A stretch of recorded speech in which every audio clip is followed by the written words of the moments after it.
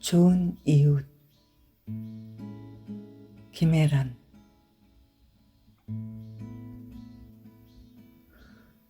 일요일 아침 초인종 소리에 놀라 인터폰을 확인하니 모니터 화면으로 웬 젊은 남녀가 웃고 있는 모습이 보였다. 두 사람 다 마스크를 써 표정이 잘 보이지 않았지만 눈가에 분명 웃음이 서려 있었다. 누구세요? 저쪽에서 뭐라 높은 소리를 냈는데 발음 탓인지 마스크 때문인지 잘 들리지 않았다. 망설이다 잠깐만요 소리친 뒤 마스크를 쓰고 현관으로 나갔다. 잠금 장치를 푸는 동안 옅은 불안이 일었지만 집에 남편이 있는 데다 방문자가 외판원이나 종교인으로는 보이지 않아 마음을 놨다. 현관문 걸쇠 사이로 빠끔 얼굴을 내밀자 두 사람이 재빨리 목인사를 건넸다. 휴일인데도 둘 다 신경 써서 옷을 입고 머리를 만진 티가 났다. 무슨 일이냐는 표정으로 내가 마스크 위 눈을 크게 뜨자 남자가 먼저 입을 열었다. 저희 902로 들어올 부부인데요. 살짝 긴장한 듯 했지만 자신감이랄까 여유도 눈에 띄었다. 게다가 두 사람 다 서로를 보는 눈에 피로나 권태가 담기지 않아 딱 봐도 신혼부부 같았다. 밝은 사람끼리 만났구나. 혼자 짐작하는 사이 남자가 말을 이었다. 곧 윗집으로 이사 오는데 입주 전 한 달간 인테리어 공사를 하려 한다고. 그런데 관리사무소에서 입주민 동의가 필요하다 해 각 집을 돌고 있다는 얘기였다. 나는 걸쇠를 풀고 문 밖으로 상체를 반쯤 내밀었다. 한 달이요? 네, 부탁드리겠습니다. 남자가 미안한 듯 고개 숙였다. 아마 우리 집 현관에 붙은 독서교실 현판을 본 모양이었다. 제가 집에서 아이들을 가르쳐서. 내가 심각한 투로 말을 흐리자 남자는 반응을 예상했는지 연신 죄송하다며 소음이 큰 철거 작업은 공사 초반에만 잠깐 이루어질 거라고 나를 안심시켰다. 게다가 주말에는 공사가 없을 거라고. 그런 뒤 다른 집에서는 대부분 동의해 주셨는데 저희가 최대한 주의할 테니 어떻게 좀 양해해 주시면 안 될까요? 울었다. 가장 피해받는 집이 동의를 안 하겠다는데 다른 집 서명이 무슨 소용이냐는 말이 목구멍까지 올라왔지만 짧은 침묵으로 대신했다. 나는 한숨을 쉰 뒤 그럼 수요일과 목요일만이라도 큰 공사는 좀 피해달라고 부탁했다. 오후 4시부터 6시까지 딱 2시간만이라도 소음을 줄여달라고. 혹 시간을 외우기 어려우면 문자로 보내드리겠다고도 했다. 남자는 기회를 놓칠세라 바로 응했다. 네, 꼭 그렇게 말씀드려 놓겠습니다. 마지못해 내가 고개를 끄덕이자 여자가 서둘러 뭔가 내밀었다. 상대가 서명하기 좋게 동의서와 볼펜을 두꺼운 클립보드에 고정시킨 거였다. 서류에는 이미 다른 입주민들의 호수와 이름이 적혀 있었다. 낯선 이에게 개인정보를 넘기는 게 내키지 않았지만 무심한 척 서명한 뒤 서류를 돌려줬다. 그제야 두 사람은 비로소 한시름 놓은 듯 활짝 웃었다. 서명을 마치고 곧장 문을 닫으려는데 여자가 황급히 작은 종이 가방을 건넸다. 약소하지만 감사의 뜻이라 했다. 가만 보니 남자 손에 큰 쇼핑백이 들렸고 그 안에 작은 종이 가방이 여럿 담겨 있었다. 무슨 일이야? 마스크를 벗으며 거실로 들어서자 남편 호준이 까치집 든 머리를 극적이며 방에서 나왔다. 휴대용 손소독제랑 과자네. 뭐가? 윗집 새로 이사 온다는데 한 달간 인테리어 공사한다며 동의서 받아갔어. 남편이 눈썹을 치켜 올리며 쯧소리를 냈다.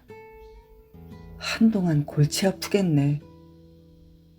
그러곤 냉장고에서 생수를 꺼내 컵에 따르며 물었다. 괜찮겠어? 당신 수업. 안 그래도 말해놨어. 남편이 천천히 생수를 들이켜며 내 표정을 살폈다. 이웃 부부와 헤어진 뒤 계속 석연찮은 기분인 걸 눈치챈 모양이었다. 나는 고개를 갸웃대다 불쑥 이런 말을 내뱉었다. 자기들이 산 건 아니겠지? 뭘? 집 말이야. 둘 다 넉넉 잡아도 30대 초반으로밖에 안 보이던데. 우리도 그렇지만 그 나이에는 절대 못 살 액수잖아. 요즘 같은 때. 남편이 잠시 침묵하다 대꾸했다. 부모가 해줬나 보지. 인상은 어때?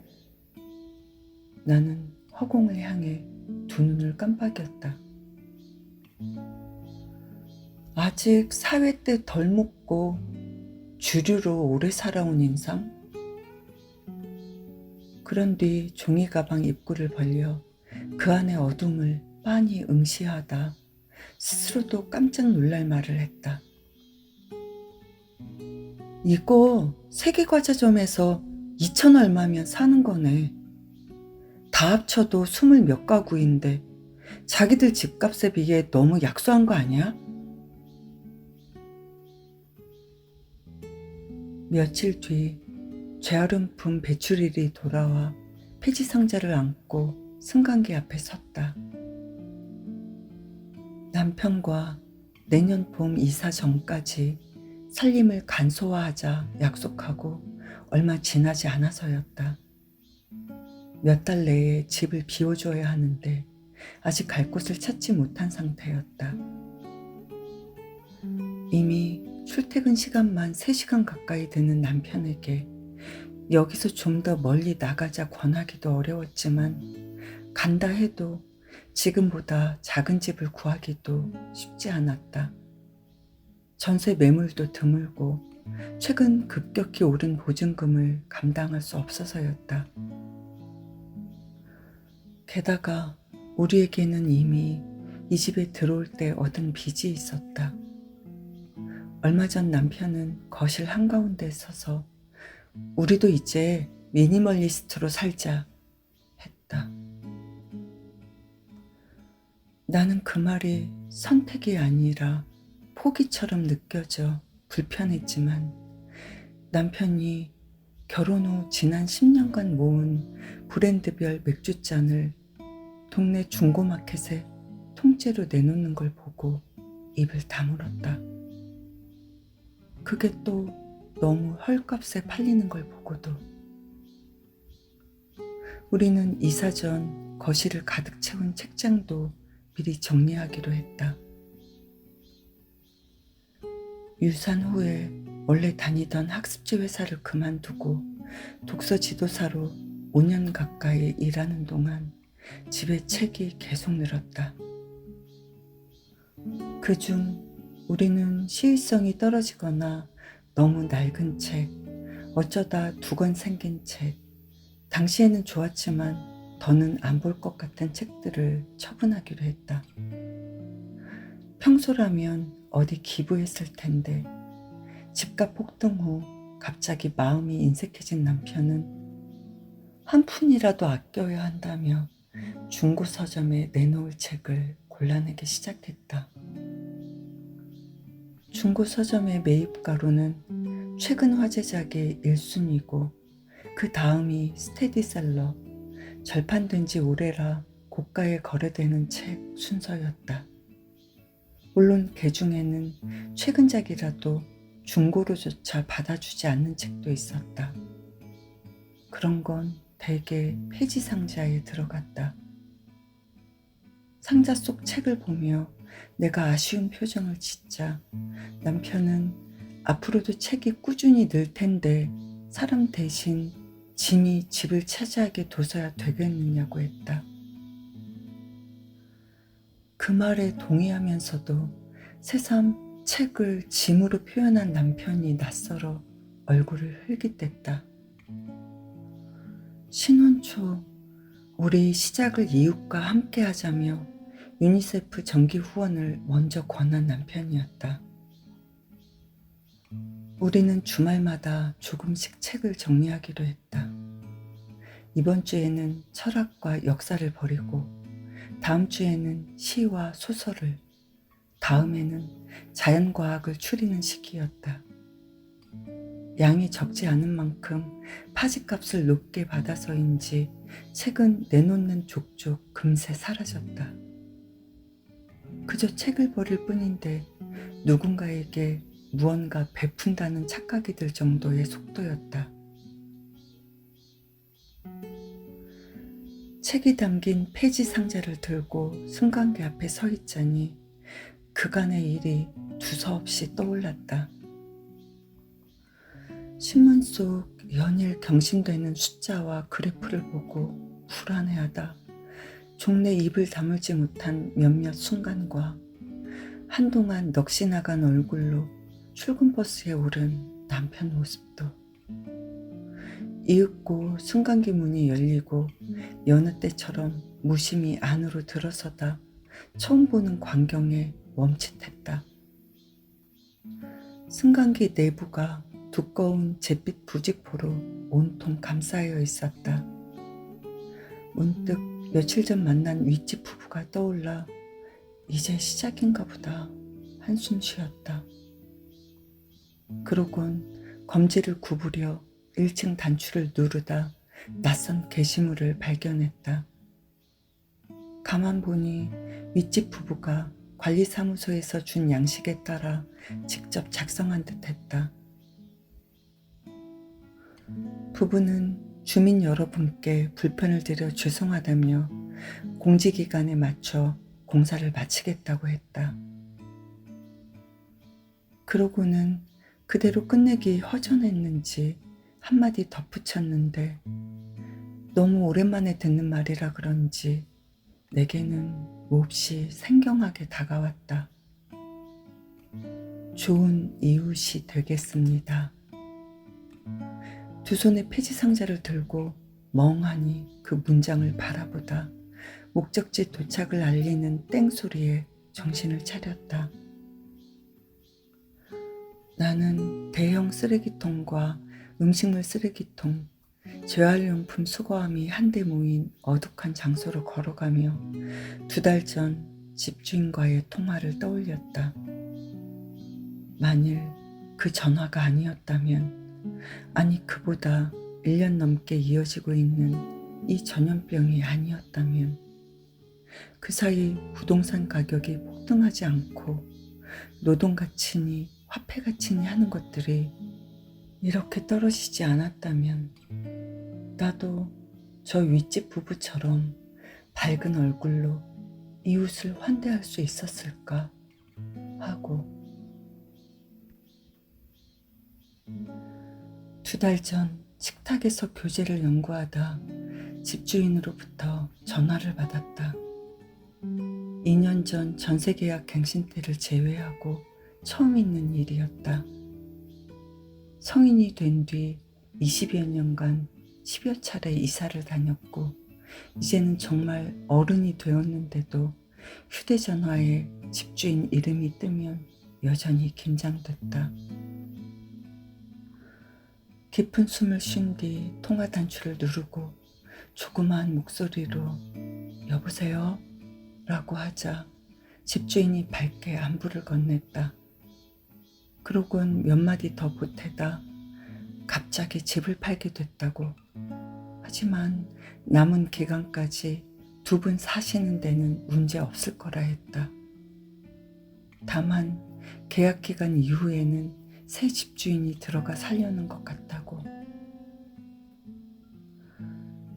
다음 날 동네 공인중개사로부터 전화가 왔다. 주인분과 통화하신 걸로 안다며 매입을 희망하시는 분이 그래도 도장 찍기 전 집을 한번 보고 싶다는데 방문 가능하냐는 거였다. 휴대전화 너머 공인중개사는 4년 전 이 집을 계약할 때 한번 본 적이 있었다. 그때는 우리에게 꽤 친절했는데 기분 탓인지 태도가 살짝 바뀐 것처럼 느껴졌다. 약속 당일 왜 그랬는지 우리 부부는 청소를 참 열심히 했다. 엄밀히 말하면 진짜 우리 집도 아니고 누가 검사를 하는 것도 아닌데 집안 곳곳을 정성스레 쓸고 닦았다. 이런 식으로 집과 헤어지는 게 억울하고 서운하면서도 20년 넘은 이 아파트를 우리가 얼마나 공들여 가꾸고 깨끗이 사용했는지 남들에게 자랑하고 싶었다. 그런데 그날 초인종이 울리고 새 집주인들 부부가 현관에 들어섰을 때 나는 그들의 얼굴을 보고 조금 놀랐다. 비록 마스크를 쓴 상태였지만 이 집을 구매하기로 한 부부가 딱 내 또래로 보인 까닭이었다. 왜 그런지 내 머릿속의 집주인은 늘 노인이었다. 대부분 60대 이상, 못해도 50대 중반의 혈색 좋고 깐깐한 이들이었다. 당장 이 집 주인만 해도 그랬다. 그는 큰 공기업에서 꽤 높은 자리까지 올랐다 은퇴한 70대 남성이었다. 공인중개사로부터 그 어른이 이 집 말고도 다른 지역의 아파트를 3채나 더 갖고 있다는 얘기를 듣고 놀란 기억이 났다. 방문객을 보고 내가 뒤로 물러서자 그들은 신을 벗고 조심스레 안으로 들어서며 "실례합니다" 라고 했다. 그러고는 소곤소곤 자기들끼리 "이 자리에 식탁 놓으면 되겠다. 이 방은 소윤이 주면 되겠네" 라는 식의 대화를 이어갔다. 그 뒤 공인중개사의 안내에 따라 발코니를 살펴보고 욕실 물을 틀어보고 천장벽 모서리에 곰팡이가 피지는 않았나 꼼꼼히 확인했다. 한두 번 겪은 일도 아닌데 나조차 그런 식으로 누군가의 공간을 침범한 적이 있는데 그걸 보자 지난 시간 우리가 겪은 과정이 그 모든 노출과 공개가 부당하고 지리멸렬하게 느껴졌다. 대여 혹은 매매 의사만 있으면 누구든 실거주자 집에 들어와 모든 걸 살펴볼 수 있다는 게 어쩌면 우리가 사회초년생도 신혼부부도 아닌 성장과 단계를 조금이나마 맛본 이제 중년에 접어든 부부라 그런지 몰랐다. 불과 얼마 전까지만 해도 동시대인과 어떤 가치와 속도를 공유한다 믿은, 그런데 그게 틀렸다는 걸 막 깨달은 40대라서 그래서였을까? 친구라도 초대한 양 온종일 집을 쓸고 닦았으면서 막상 그들 부부가 떠났을 때 우리는 한동안 아무 말도 할 수 없었다. 인테리어 공사가 시작되고 첫 수요일이 다가왔을 때 아침부터 불길한 예감이 들었다. 위층에서 천장이 무너질 것 같은 진동과 굉음이 들려왔기 때문이다. 공사 소음은 하루 종일 이어지다 독서 수업이 시작되는 오후 4시에 이르러 더 커졌다. 거실 형광등이 조각나 사방이 튀지 않을까 싶은 강도였다. 얼마 뒤 현관에서 체온 측정과 손소독을 마친 아이들이 하나둘 탁자에 둘러앉았을 때 나는 상황을 최대한 잘 설명하려 애썼다. 긴장한 나와 달리 아이들은 다행히 아무 생각 없어 보였다. 하지만 수업 내내 나는 아이들과의 대화에 집중하지 못했다. 소음도 소음이거니와 학부모로부터 항의와 환불 요구를 받지 않을까 싶어서였다. 결국 아이들에게 짧은 읽기 과제를 준 뒤 마스크를 쓰고 집을 나섰다. 계단을 이용해 위층으로 성큼 올라가자 문이 활짝 열린 901호에서 방금 전보다 더 큰 소리가 쏟아져 나왔다. 상체를 기울여 슬쩍 안을 들여다보니 안전화를 신은 인부들이 벽지와 바닥이 다 뜯긴 곳을 바삐 오가고 있었다. 그제야 나는 아침부터 나를 괴롭힌 소음의 정체를 알 수 있었다. 이 집 바닥이 우리 집 천장인데 온종일 하늘이 무너지는 소리가 난 게 이곳 때문이었구나. 9층까지 올라와 놓고 안에 들어갈 엄두를 못 내다 마침 마대자루를 들고 나오는 젊은 인부에게 혹시 여기 책임자가 누구인지 물었다. 남자가 피로한 듯 경계 어린 눈으로 나를 응시하다 누군가와 눈을 맞췄다. 곧이어 작고 다부진 체구의 한 사내가 걸어와 무슨 일이냐는 듯 마스크 위 가느다란 두 눈을 크게 떴다. 나는 얼마 전 이웃 남자와 협의한 내용을 비롯해 자초지종을 설명했다. 사내는 별 미동 없이 우리도 정해진 일정이 있고 일이란 게 뭐 그렇게 반찬처럼 아껴 먹고 쟁여두고 그럴 수 있는 게 아니다 라며 해명인지 통보인지 모를 말을 했다. 하지만 그렇게 해주신다고. 누가요? 이 집 주인이. 사내가 팔짱 끼며 심드렁하게 답했다. 전혀 못 들었는데? 결국 어렵게 수업을 마치고 이웃 남자에게 연락했다. 남자는 전화를 받지 않았다.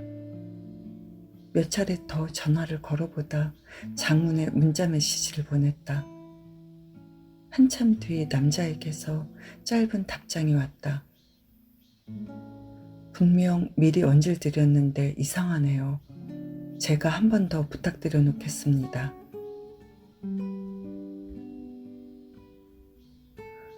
작년 겨울 아파트 거실을 개조해 독서교실로 꾸몄다.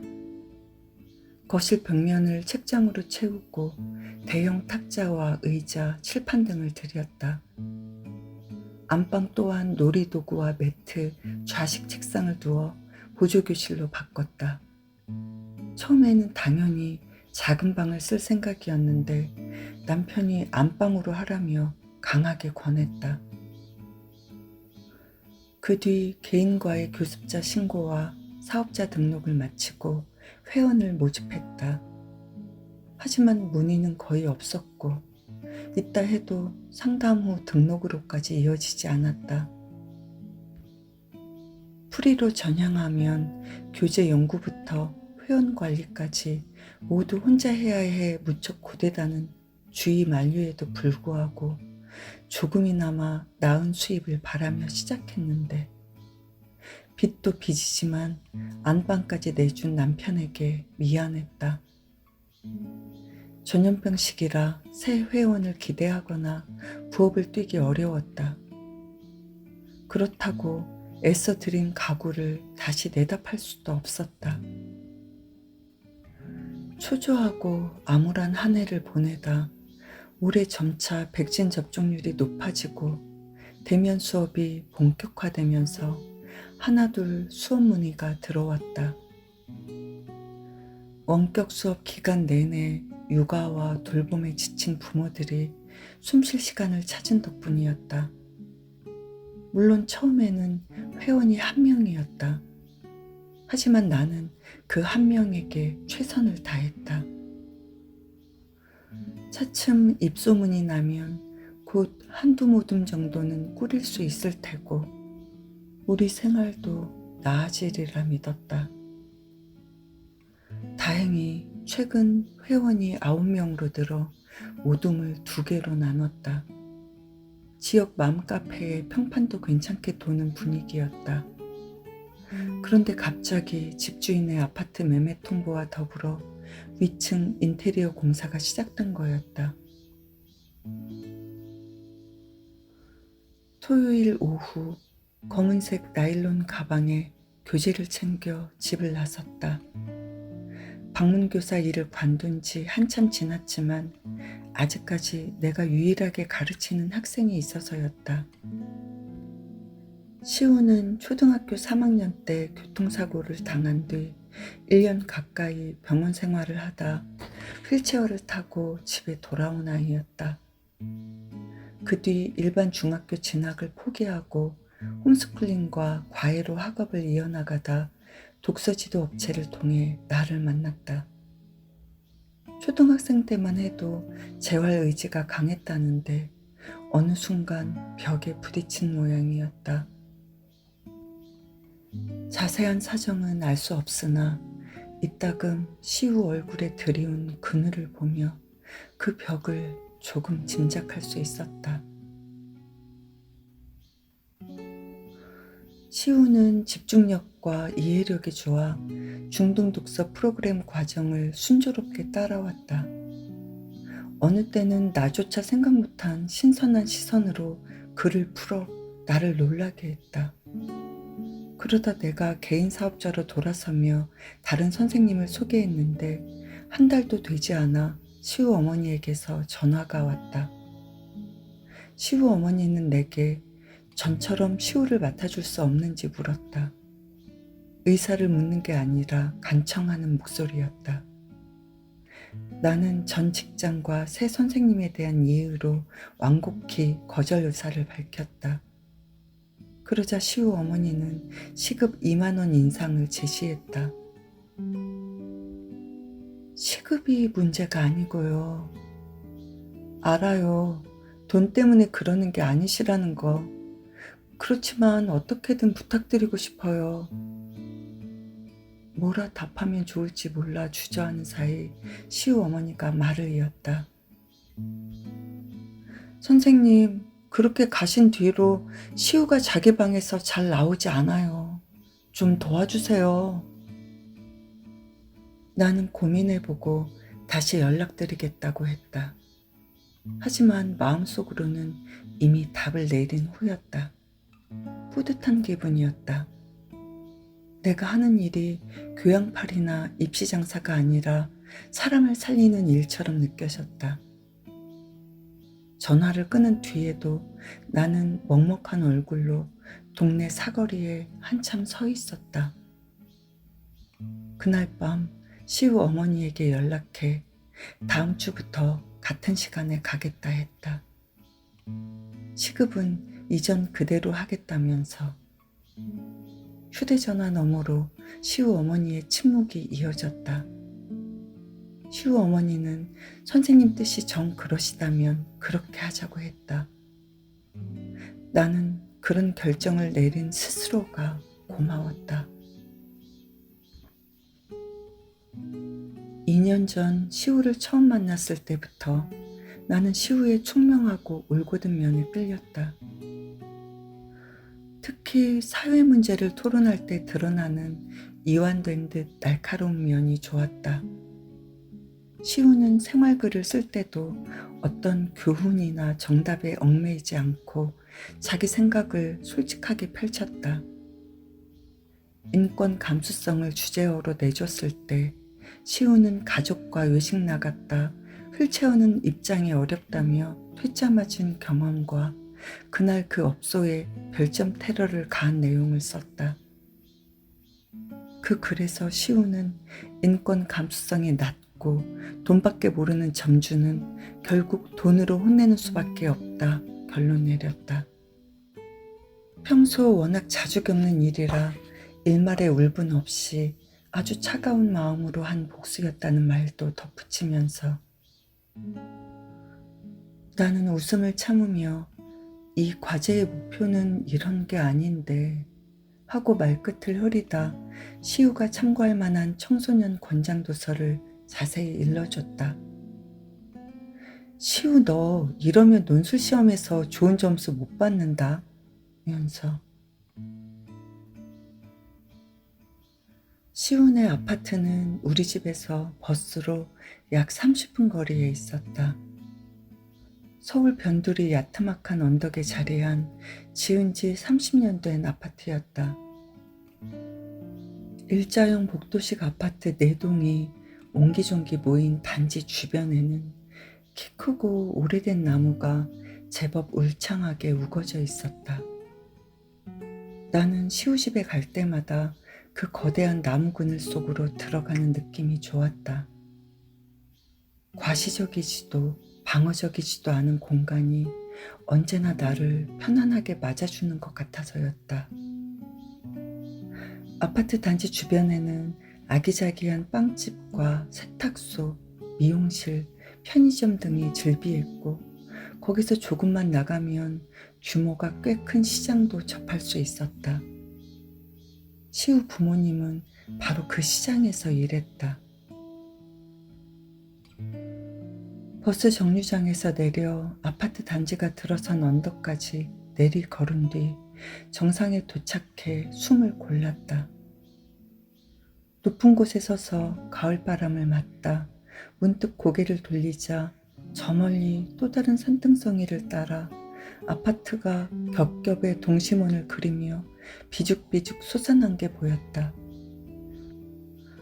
더불어 인근 아파트 공사 현장에 무사고는 우리의 행복입니다. 위험, 추락주의 등의 글자가 보였다. 시운의 아파트 공동 현관에는 별다른 보안 시스템이 없어 경비원 아저씨가 매번 자리를 지켰는데 오래전 얼굴을 틈터라 나는 간단히 묵례만 하고 지나갔다. 그리고 아파트 승강기 앞에 섰을 때 갑자기 휴대전화가 울렸다. 발신인을 확인하니 엄마였다. 수업 10분 전이라 망설이다 고향집에 무슨 일이 생겼나 싶어 전화를 받았다. 엄마는 내게 잠시 통화 가능한지 확인한 뒤 월요일에 김치를 좀 보내려는데 다음날 집에 있을 거냐 물었다. 받자마자 냉장고에 넣어야 맛있는데 사람 없으면 다른 날 보내겠다고. 사실 당일 도착만 가능하면 여기서 갓 잡은 생선이랑 밭에서 금방 딴 상추도 보내고 싶다며 아쉬워했다. 이럴 때 차 있으면 좋은데. 환승 과정이 복잡하고 버스 배차도 줄어 고향 가는 게 점점 이 일이 돼버린 내가 엄마 말에 호응하자 엄마는 그러게 왜 산다 하며 안 사느냐며 박서방도 너도 둘 다 차 없으면 불편하지 않아? 하고 물었다. 나는 별 고민 없이 아무렇지 않게 답했다. 아이 생기면 사자고 했다 이렇게 늦어졌지 뭐. 잠시 침묵이 흘렀다.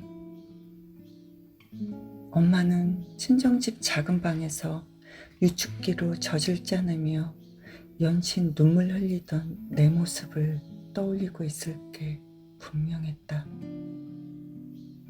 주희야, 엄마, 나 지금 들어가 봐야 해. 급한 거 아니면 이따 통화해도 되지? 눈앞에서 승강기 문이 열려 서둘러 전화를 끊었다. 승강기에 올라 12층 단추를 누르다 낯선 게시물에 눈이 갔다. 누군가 직접 작업해 붙인 거였다. 가만 보니 너무 고통스럽다. 관리사무소에 몇 번을 제보해도 바뀌는 게 없다. 제발 베란다나 실내에서 담배를 피우지 말아달라는 내용이었다. 그리고 그 옆에 누군가 빨간색 볼펜으로 낙서하듯 적어놓은 문장이 보였다. 억울하면 비싼 아파트 살아라. 내가 내 돈 주고 산 내 집에서 담배도 마음대로 못 피우냐. 승강기 도착을 알리는 땡소리와 함께 밖으로 나왔다.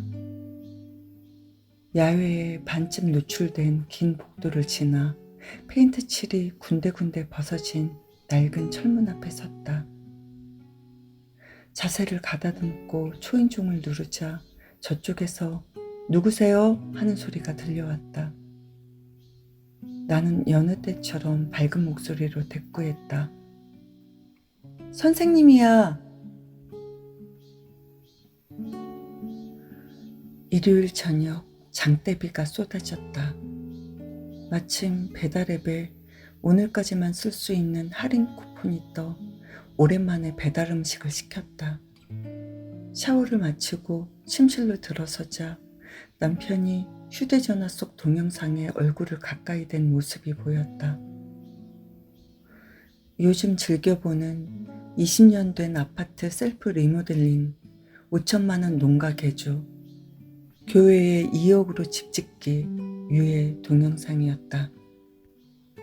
독서교실을 열며 거실 소파를 없앤 뒤 남편은 쉬는 날이면 거의 침대에 머물렀다. 내가 얼굴에 로션을 바르는 사이 남편이 싱거운 말을 했다. 우리도 귀향이나 할까? 나는 한숨 쉬듯 작게 웃었다. 당신 고향은 서울이잖아. 20살 때 상경한 나와 달리 남편은 서울 토박이었다. 그런데 몇 년 새 본가 주변이 재개발되면서 친구들도 하나둘 서울을 떠나자 남편은 외출하는 일이 부쩍 줄어들었다. 피자 시켰어? 왜 안 오지? 장사 잘 되나 보지. 앱으로 배달 현황을 확인하니 배달 중이라는 문구가 떴다. 그런데 한참 시간이 지나도 음식이 오지 않았다. 비가 와서 그런가? 갸웃대다 허기와 기다림에 지쳐 결국 피자 가게로 직접 전화를 걸었다. 저 1시간 전부터 배달 중이라 뜨는데 음식이 안 오네요? 휴대전화 너머 사내가 이미 그런 전화를 많이 받은 투로 그러나 여전히 어쩔 줄 몰라 하며 죄송하다는 말을 반복했다.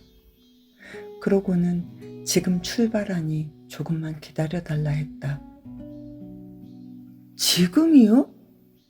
황당해서 반문하자 그는 무슨 말인가를 하려는지 잠시 침묵하다 이내 양해를 구했다. 죄송합니다. 바로 갖다 드리겠습니다. 공동 현관에서 호출이와 열림 단추를 눌렀다. 잠시 후 현관문 노크 소리가 들려 문 앞에 놔주세요 라고 외쳤다. 그런데 저쪽에서 누군가 나와주길 바라는 듯 잠깐만요 하고 말했다. 할 수 없이 마스크를 쓰고 나가자 한 중년 남자가 빗물에 살짝 젖은 피자 상자와 비닐봉투를 건넸다. 오래 기다리셨죠? 아, 네. 비닐봉투 안에서 식욕을 돋우는 기름 냄새와 따뜻한 김이 올라왔다. 갑자기 배달에 문제가 생겨서 제가 대신 갖고 왔습니다. 죄송해서 서비스로 닭날개구이 몇 개 넣었습니다. 아, 네, 감사합니다. 어색하게 묵례한 뒤 현관문을 닫으려는데 남자가 반쯤 열린 문 사이로 고개를 내밀었다. 그러고는 정중하고 다급하게 말을 이었다. 가게 평점 좀 잘 부탁드리겠습니다. 거실로 돌아와 탁자에 배달 꾸러미를 올렸다. 그 사이 얼음과 유리잔, 앞접시를 준비한 남편이 내 쪽을 흘끔거렸다. 뭐야? 난 왠지 이상한 기분이 들어 고개를 갸웃거렸다. 닭날개, 사장님이 직접 오신 것 같은데? 늦어서 미안하다고 서비스 줬어. 남편이 유리잔에 콜라를 채워넣으며 말했다. 오히려 잘 됐네. 남편과 TV를 보며 어쩌다 야식이 돼버린 저녁을 먹었다. 뉴스에서 부동산 소식이 흘러나왔다. 요즘은 어딜 가든 부동산 이야기가 들려왔다. 남편이 피자를 씹다 말고 조용히 중얼거렸다. 그때 대출받아서라도 이 집을 샀어야 했는데. 남편 말을 들으니 생각나는 장면이 있었다. 4년 전 공인중개사 사무소에서 전세계약서를 꼼꼼하게 읽는 우리를 보며 집주인이 가볍게 설득하듯 말했다. 조금 더 보태서 사지 그래요. 조금이 아니라 많이 무리해야 가능한 액수였지만 우리는 쑥스럽게 웃으며 아직 그럴 상황이 안 된다고 했다. 전국적으로 부동산 하락세가 점쳐졌고 지금 집 사는 건 미친 짓이라는 말이 돌 때였다. 그런데도 마치 그때 우리에게 기회가 있었던 것 같은, 그 기회를 놓친 것 같은 착각이 들었다. 내년 봄 이곳을 떠나 이사할 생각을 하니 더 그랬다. 근 1년간 부동산 기사에는 집값이 안정되길 바라는 무주택자를 조롱하고 무시하는 댓글이 난무했다. 시기니 질투니 하는 말도 모욕적이었지만 무지니 게으름이니 하는 말도 부당하게 다가왔다. 하지만 무엇보다 우리를 힘들게 한 건 어쩌면 잘못은 정말 우리에게 있는 게 아닐까 하는 의심이었다. 매일 아침 한강을 건너 출근하는 남편은 요즘은 풍경이 다 돈으로 보인다며 뉴스를 보다 말고 헛웃음을 지었다. 그러고는 됐어, 다 똑같은 놈들이야 라고 중얼거렸다. 나는 왠지 그 말이 듣기 싫었다. 그래도 우리는 조금이라도 준 게 있는 세대잖아. 감사하며 살자. 남편이 선량한 듯 서글픈 얼굴로 대꾸했다. 우리가 그렇게 살아서 결국 이렇게 된 거 아닐까? 이렇게가 뭔데? 1년 넘게 아무리 여론이 들끓어도 지방 청년들이나 사회 초년생들한테는 다 딴 세상 이야기라 하더라. 전세금 마련하지 못한 사람들도 많고. 남편은 잠시 침묵하다. 내가 탐욕을 부리거나 투기를 하겠다는 게 아니잖아. 그저 좀 생존하겠다는 건데. 가진 사람들은 세금 몇 푼에도 펄쩍 뛰고 피해자가 되지 못해 안달인데 정작 사다리에서 튕겨나간 나는 좀 속상해하면 안 돼? 항변했다. 젊었을 때라면 나도 우리가 아니라 사다리를 의심해야지 라 했을 테지만 지금은 그 말이 입에서 차마 안 나와 남편을 타이를 수밖에 없었다. 돼. 그래도 어디 가서 그러지 마. 특히 회사 신입들 앞에서는. 그러자 남편이 허탈하게 웃으며 농담인지 진담인지 모를 말을 했다. 그 신입이 나보다 부자인데? 우리 대화는 거기서 끊겼다. 밤 11시 무렵 빗줄기가 약해져 음식물 쓰레기를 들고 밖으로 나왔다. 음식물 쓰레기는 가능한 한 그날 버리는 게 내 습관이었다. 개수대가 깨끗한 상태일 때 드는 안정감이 좋아서였다. 마스크를 쓰고 승강기 앞에 서서 습관적으로 천장을 흘끔거렸다. 낮의 소란과 달리 밤의 복도는 놀라울 정도로 고요했다. 윗집 부부는 상황을 개선시키겠다 약속했지만 변한 건 없었다. 남자는 내 전화를 잘 받지 않았고 현장 책임자는 모르쇠로 일관했다. 지금으로서는 그저 공사가 빨리 끝나기를 바라는 수밖에 없었다. 승강기를 타고 1층에 도착해 종종 걸음으로 쓰레기장까지 걸어갔다. 그러곤 숨을 참은 채 재빨리 음식물 쓰레기를 버리고 다시 승강기에 올랐다. 손끝으로 8층을 누른 뒤 승강기 단추에 손댄 게 찝찝해 철제 손잡이에 설치된 펌프형 소독제의 머리 부분을 꾹 눌렀다. 손바닥에 투명하고 무거운 제형의 소독제가 왈칵 쏟아졌다. 멍하니 승강기가 이동하는 소리에 귀 기울이다 익숙한 게시물 앞에 시선이 멈췄다. 좋은 이웃이 되겠습니다. 나는 그 문장을 뚫어져라 바라봤다. 그러곤 시선을 떼지 않은 채 손을 살짝 비벼서 손바닥에 남은 알코올 양을 확인했다.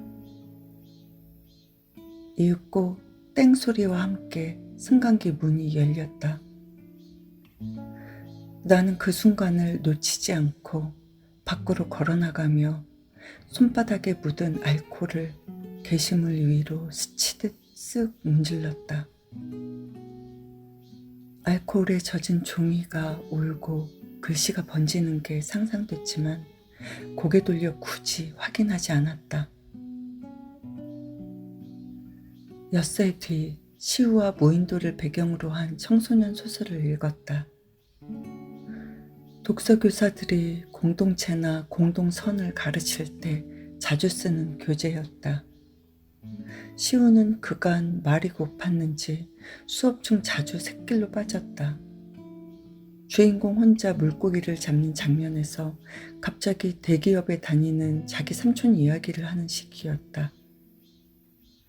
최근 삼촌 회사의 높은 분이 전염병 확진자로 판정돼 병원에 입원했는데 그 사람이 자기 집 열대어를 끔찍하게 아낀다고, 그래서 삼촌이 퇴근 후 매일 그 빈집에 물고기밥을 주러 간다는 얘기였다.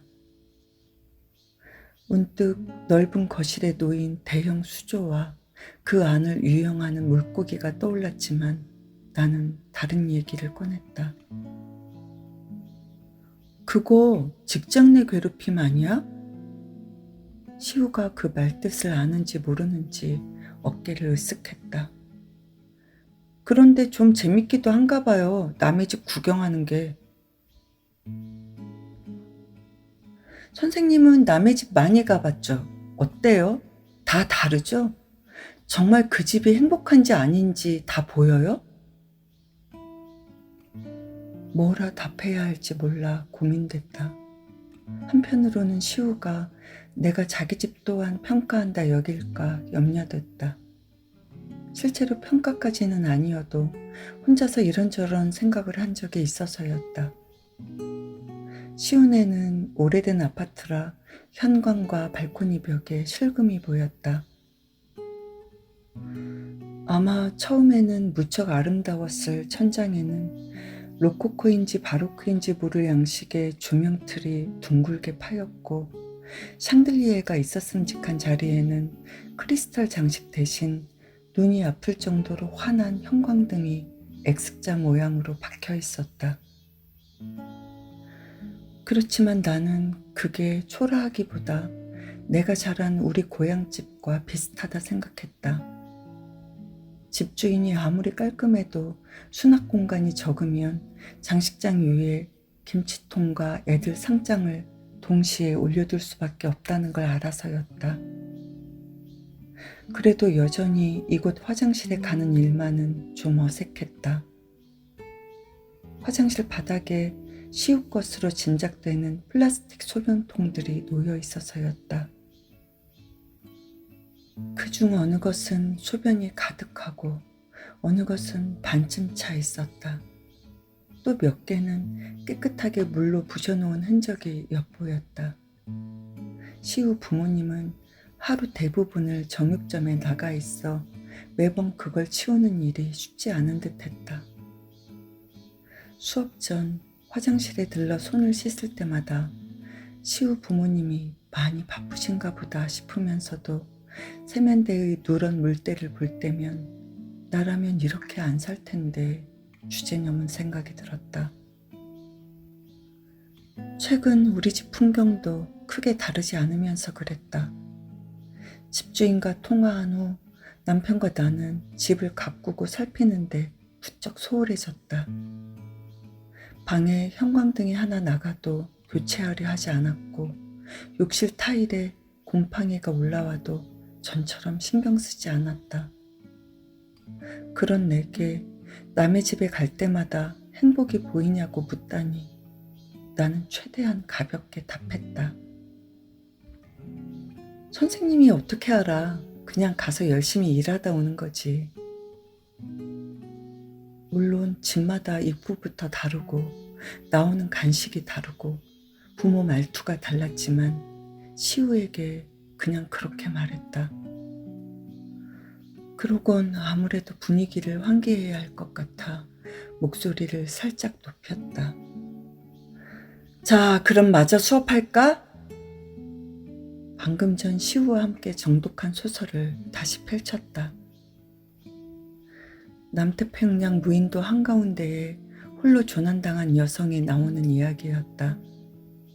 모든 연락이 끊겨 회사도 국가도 포기한 사람을 인근 섬사람들이 힘을 합쳐 구하는 이야기. 바다의 깨처럼 뿌려진 작은 섬들이 거미줄처럼 연결돼 힘을 발하는 우화. 나는 여느 때처럼 해당 소설의 주제와 배경을 설명한 뒤 공동체, 이웃, 연대 등 핵심 단어를 추려 수업을 이어나갔다. 시우 또래를 가르치며 지금까지 100번도 더한 말들이었다. 그런데 수업이 끝날 즈음 시우가 물었다. 선생님은 다 믿어요? 뭘? 이 책에 있는 말들. 잠시 갈등하다 고개를 끄덕였다. 학생 앞에서는 일단 그래야 할 것 같아서였다. 어떻게요? 시우 입에서 왜가 아니라 어떻게가 나와 나는 좀 당황했다. 응? 시우가 침착하게 말을 이었다. 저는 그게 잘 안 돼서요. 그런 걸 믿으려면 어떻게 하면 돼요? 선생님은 어떻게 그럴 수 있어요? 저도 가르쳐 주세요. 나는 잠시 침묵하다 수업 중 곤란할 때 쓰는 카드를 꺼냈다.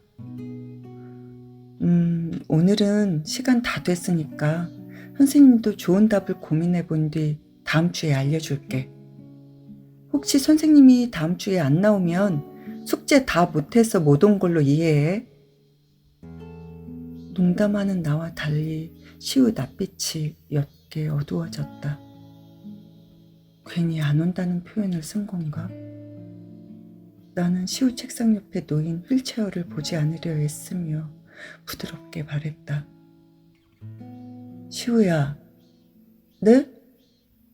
전염병이 길어져서 힘들지? 아니요.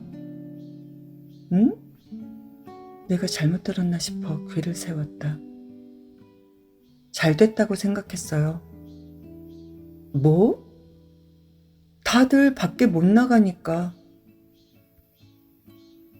시우에게 무슨 말을 해줘야 하나 고민하는 찰나 현관에서 문 열리는 소리와 인기척이 났다. 우리는 동시에 그쪽으로 고개를 돌렸다. 시우 어머니가 양손에 무거운 장바구니를 들고 안으로 들어서는 모습이 보였다. 바구니 위로 대파며 미나리가 비죽 솟아 있었다. 시우어머니는 나를 보고 메마른 인사를 건넸다. 그러곤 방문 안으로 슬며시 고개를 내밀며 힘없는 목소리로 물었다. 선생님, 혹 수업 끝나고 잠깐 뵐 수 있을까요? 나는 시우 어머니를 빤히 바라보다 답했다. 그럼요. 왠지 불안한 예감이 들었다. 학부모로부터 사정상 수업을 줄여야 하니 이번 달까지만 나와달라는 말을 자주 들은 까닭이었다. 내게는 흔히 있던 일이었다. 수업 후 부엌 한쪽 식탁에 시우 어머니와 마주 앉았다. 시우 어머니가 옥색 싱크대 찬장에서 막 찻잔을 꺼내려 해 금방 가봐야 한다며 사양했다. 불편한 대화가 오갈지 모르는데 자리가 길어져 봤자 어색하기만 할 것 같았다. 나는 시우 어머니가 형편상 과외를 끊기로 한다면 최대한 그 뜻을 존중할 마음이었다. 동시에 시우만 괜찮다면 수업료와 무관하게 독서 수업을 계속 진행하고 싶다고 얘기해 볼 생각이었다. 내게는 이 일이 단순한 돈벌이 이상의 의미가 있었다. 시우 어머니가 식탁 모서리를 만지작거리다 결심한 듯 입을 떼었다. 선생님, 저희가 다음 달에 이사를 가게 됐어요. 아, 나는 천천히 고개를 끄덕였다. 우리도 비슷한 상황이라 누구보다 시운의 사정에 깊이 공감할 수 있었다. 그래서 나는 다른 때라면 학부모에게 잘 하지 않았을 말을 했다. 요즘 같은 때 집 구하기 어려운데 고생하셨겠어요. 시우 어머니가 그런 나를 멀뚱히 바라보다 약간 수줍고 자랑스러운 표정으로 말했다.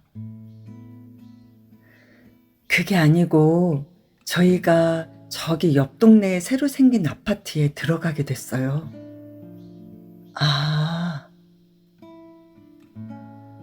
내 입에서 방금 전과 전혀 다른 의미의 짧은 탄식이 새어나왔다. 어쩌면 시우가 제 방에서 모든 대화를 듣고 있을지 몰라 최대한 품위를 지키려 했다. 정말 잘 됐네요. 시우 어머니의 입가에 다시 쑥스러운 미소가 번졌다. 항상 시우에게 미안했는데 더 넓은 곳으로 가게 돼 마음이 놓여요. 이제 여기저기 옮겨 다니지 않아도 되고. 단순한 이사가 아니라 새집 마련이라는 사실에 한 번 더 놀랐지만 그런 내 마음을 들키지 않으려 애썼다. 정말 축하드려요. 어느 정도 분명 진심이었다. 그런 나를 보며 시우 어머니가 신뢰와 애정이 담긴 목소리로 말했다. 선생님, 네. 우리 애가 선생님을 정말 좋아해요. 그런 말 잘 안 하는 애인데 선생님께 늘 감사한 마음이에요. 나는 부엌 한 구석으로 시선을 돌렸다. 부엌 창밖으로 해가 지고 있었다. 별 말씀을요. 다 시우가 잘 따라와 준 덕이죠.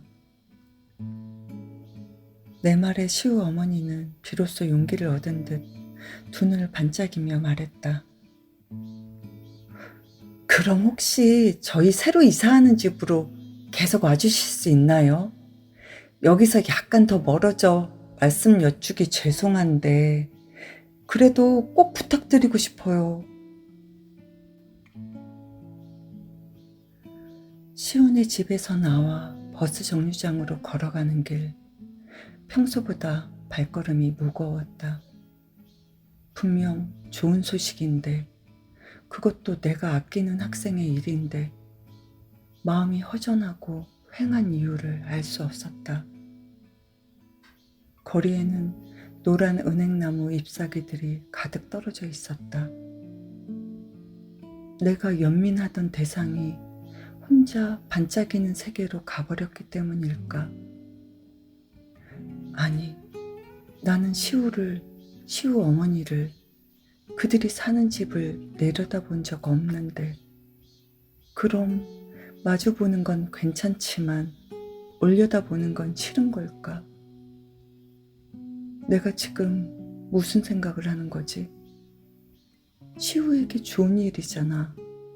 좀 더 나은 일. 그런데도 시우 어머니가 새 집으로 계속 와주실 수 있느냐 물었을 때 왜 흔쾌히 대답 못한 걸까? 지금보다 15분 더 멀어져서? 정말 그것 때문에?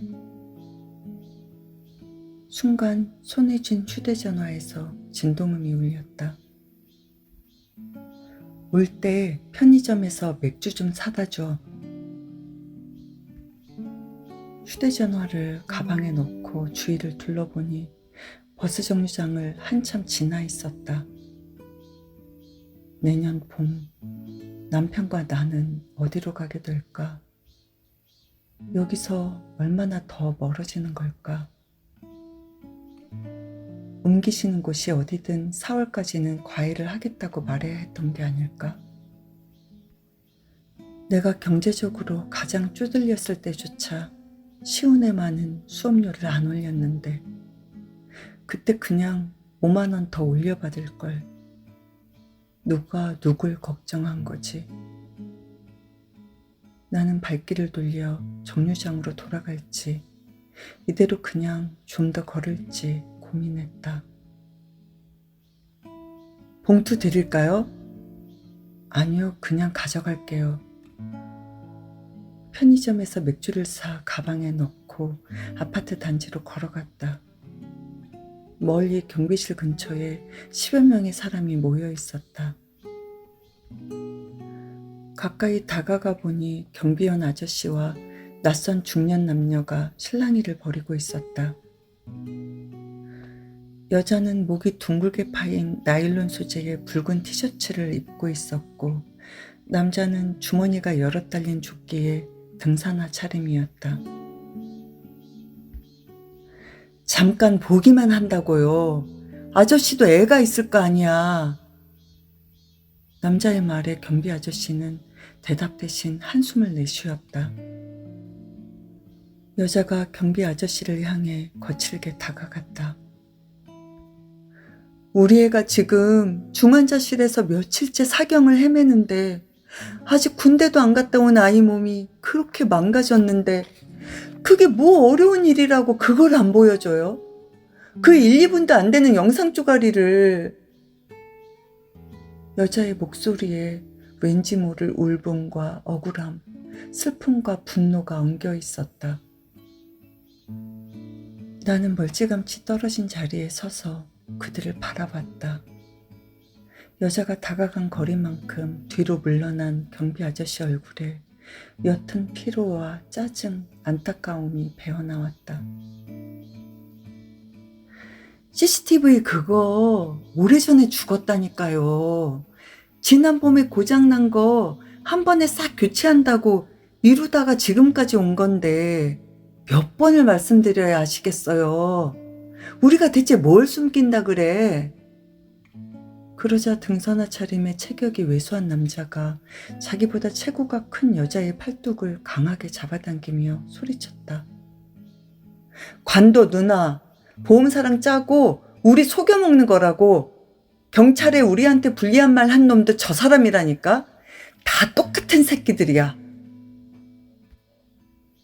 핏대를 세우는 남자의 목덜미로 네모난 파스 자국이 보였다. 순간 경비 아저씨도 모욕감을 느꼈는지 언성을 높였다. 속이기는 뭘 속여요. 내가 직접 봤으니까 본대로 얘기한 건데. 빗길에 그 배달 오토바이가 역주행하다 저기 주차장에서 나오는 우리 입주민 차를 들이받았다니까. 그분도 피해자라고요. 경비 아저씨는 자신을 둘러싼 사람들을 향해 말하듯 다시 한번 목소리를 높였다. 내가 이런 말까지는 안 하려고 했는데 경찰에 신고한 것도 나지만 사고 즉시 119 부른 것도 나라고요. 아시겠어요?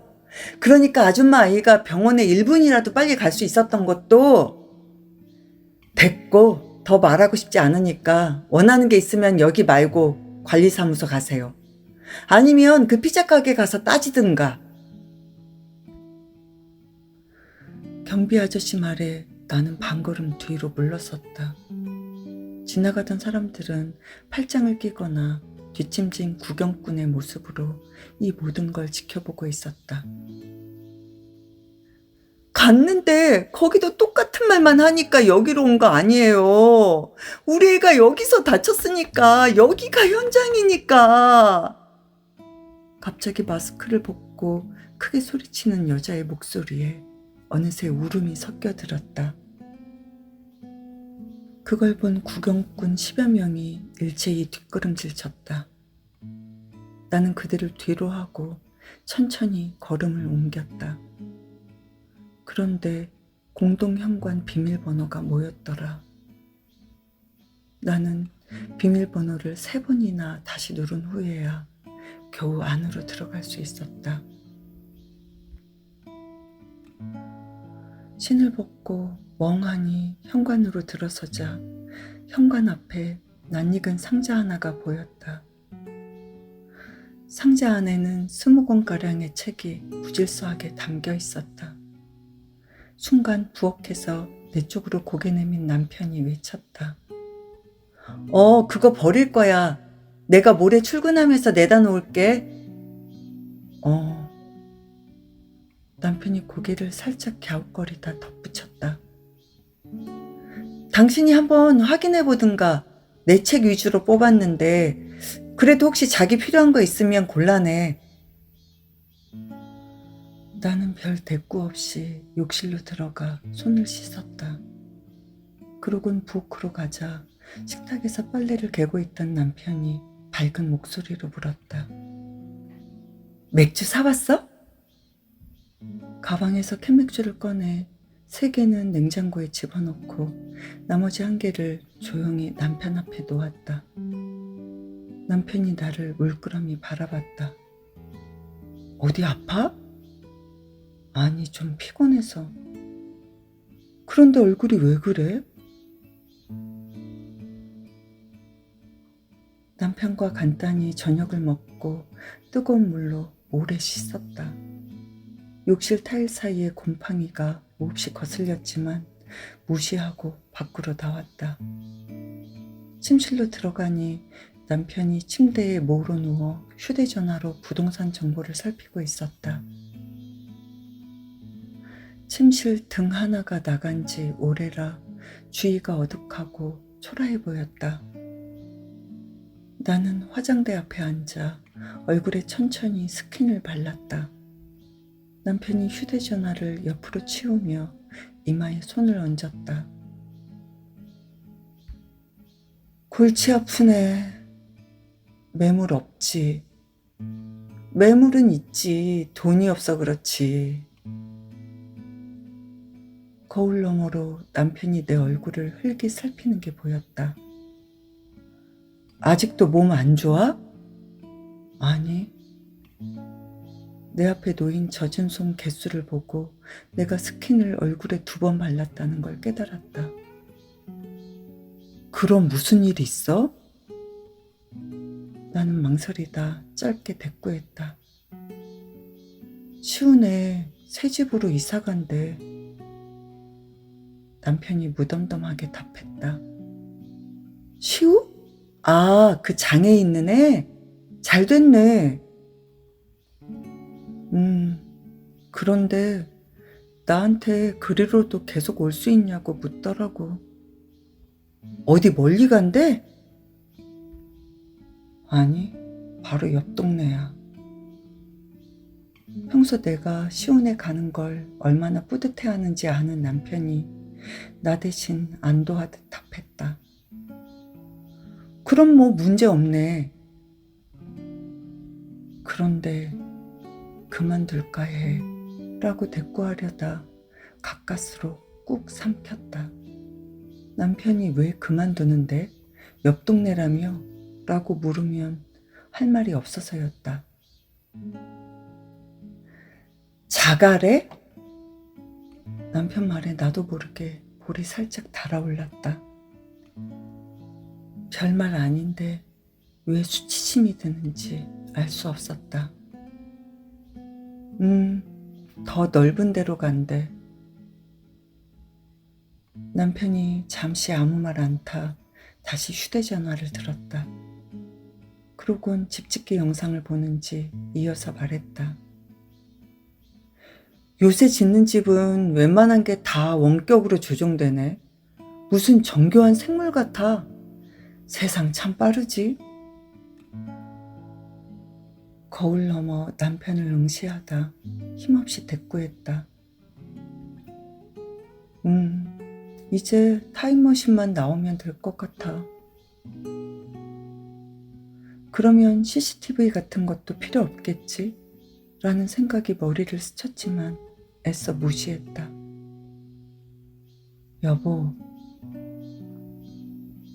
나는 남편을 나지막이 불렀다. 내 속에 중요한 무언가를 꺼내고 싶었지만 그것을 지금 내 옆에 사람과 결코 나눌 수 없을 것 같은 예감이 들었다. 기술이 발달해서 정말 그런 기계가 나오면 원하는 대로 시간을 되돌릴 수 있다면 당신은 언제로 돌아가고 싶어? 그야 당연히.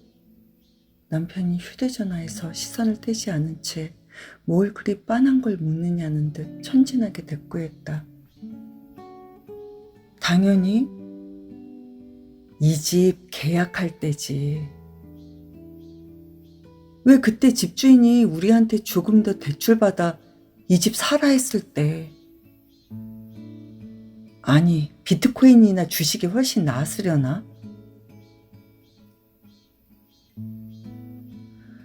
자정 무렵 잠이 오지 않아 침실을 빠져나왔다.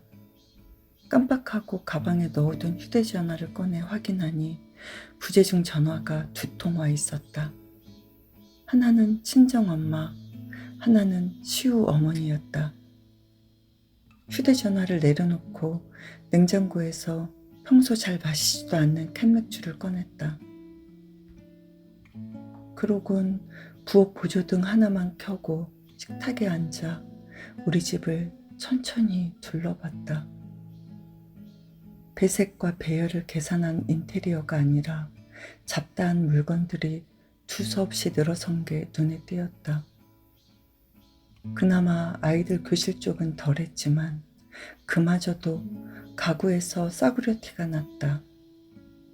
그래도 이제는 집다운 집에 산다는 기쁨에 날마다 쓸고 닦으며 좋은 기억으로 채운 공간이었다. 캔맥주를 따 입에 대며 거실을 둘러보다 시선이 문득 천장에 멈췄다. 며칠 전 윗집 드릴 소리에 신경이 곤두선 기억이 났다. 그간 잘 참았는데 그날만은 이상하게 살짝 미칠 것 같은 기분이 들었다. 윗집 내부가 안정적이고 아름다운 형태를 잡아갈수록 우리 생활은 천천히 부서지고 망가지는 것 같아서였다. 참다 못해 아이들에게 글쓰기 시간을 준 뒤 윗집으로 올라갔다. 그러곤 흥분한 채 901호로 들어선 나는 눈앞에 펼쳐진 광경에 그만 넋을 잃고 말았다.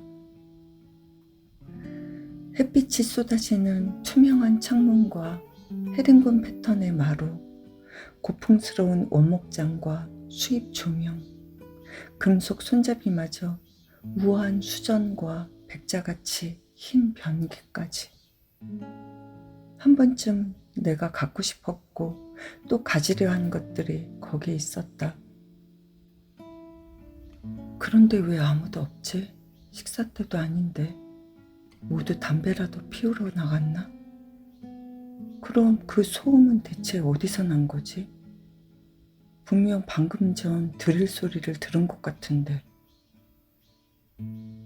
나는 남의 집 텅 빈 거실에 서서 혼란스러워했다.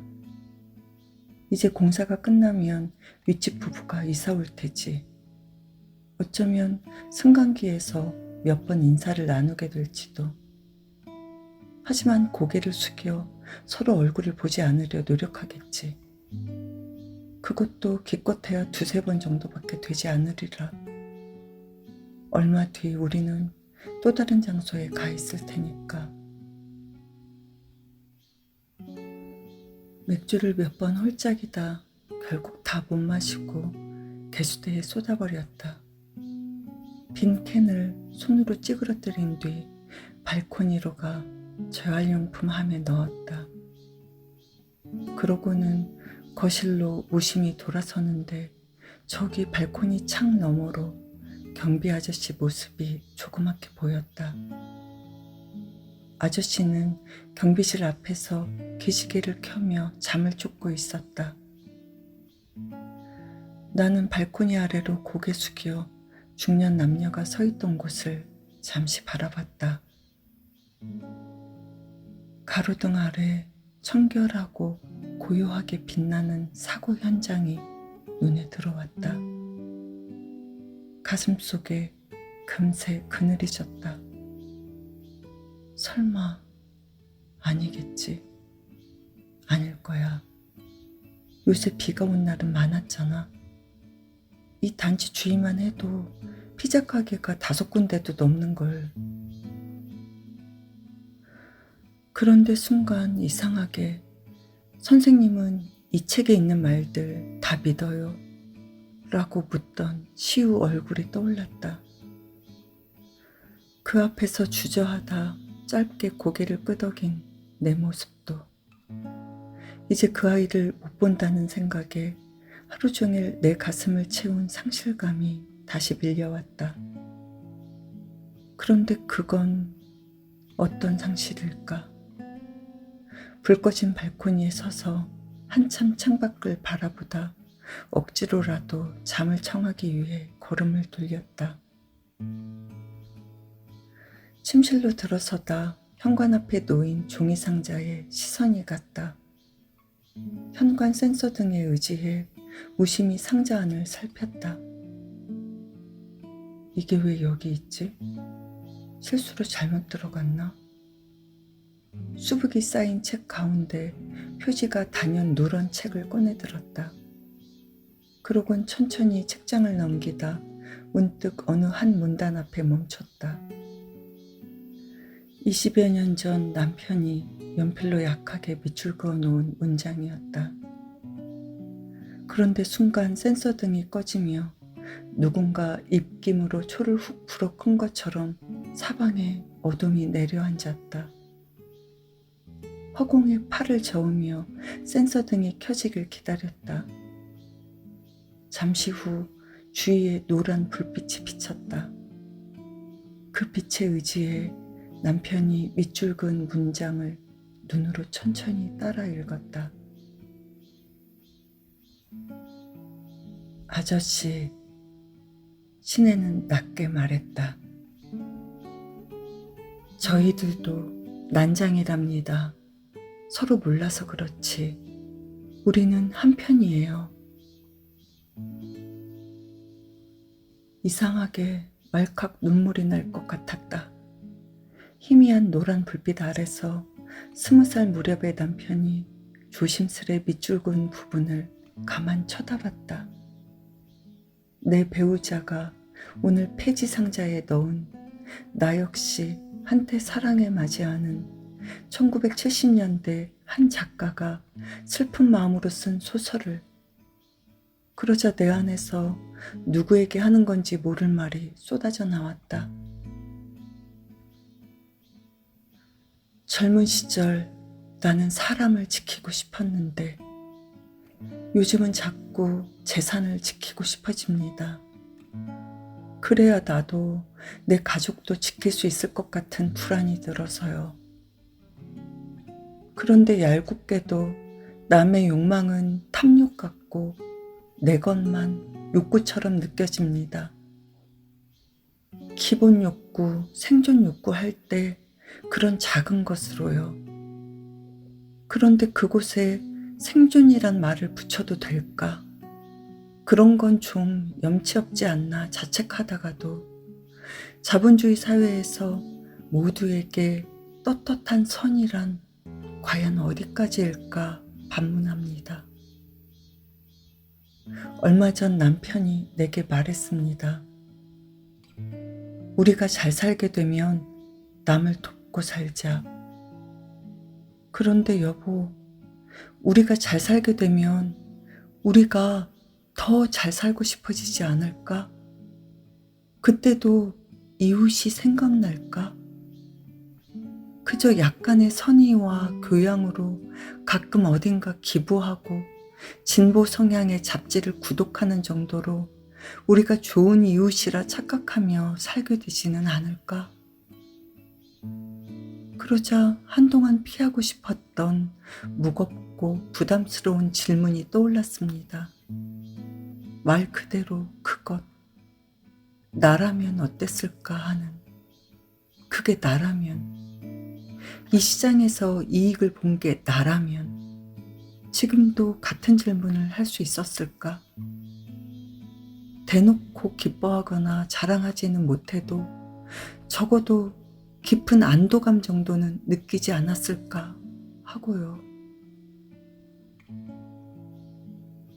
다시 어두워진 현관 한쪽에서 종이 상자를 가만 내려다봤다. 집 우, 집 주. 옛사람들은 우리가 사는 이 세계를 큰 집이라 여겼다지. 그런데 어떤 존재들은 왜 영영 집으로 돌아오지 못할까? 실은 돌아왔는데, 몇 번 돌아왔었는데 문이 굳게 잠겨 있어서 우리가 깜빡하고 닫아놓은 문만 한참 바라보다 떠난 건 아닐까? 사실 남편과 타임머신 대화를 나눴을 때 나는 남편이 우리만 아는 그때 우리 아이를 구할 수 있었던 때로 돌아가고 싶다고 대답할 줄 알았다. 어쩌면 나를 배려해 일부러 엉뚱한 소리를 한 건지도 모르지만 그럼에도 불구하고 왠지 그게 순도 높은 진심 같아 앞으로도 같은 답을 할 것 같아 가슴 아팠다.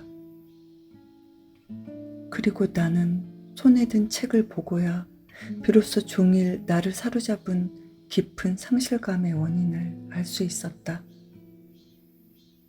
우리가 집을 잃어서도 이웃을 잃어서도 아니었다. 우리가 정말 상실한 건 결국 좋은 이웃이 될 수 있고 또 될지 몰랐던 우리 자신이었다는 뼈아픈 자각 때문이었다. 그 낯선 당혹 앞에서 나는 손에 쥔 책을 다시 어느 자리에 두어야 할지 몰라 불 꺼진 현관 앞에 오래도록 서 있었다. 2021년 어느 가을밤이었다.